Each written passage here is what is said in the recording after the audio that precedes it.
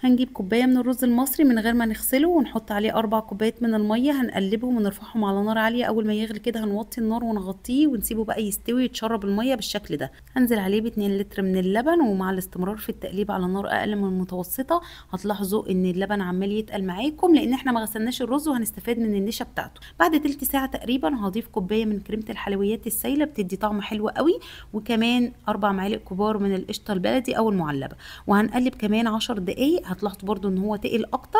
هنضيف بقى كوبايه من السكر، والسكر هنا هيبقى مظبوط قوي، لو عايزين تزودوا عن كده براحتكم.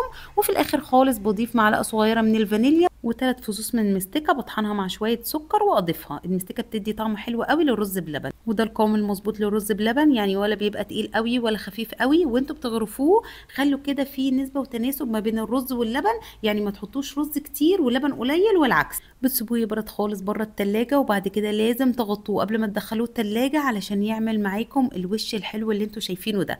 والاحسن تسيبوه 4 ساعات قبل ما تاكلوه علشان يبقى متماسك اكتر وطعمه حلو قوي. انا هكتب لكم مقادير كيلو لبن واحد علشان لو عايزين تعملوا كمية اقل.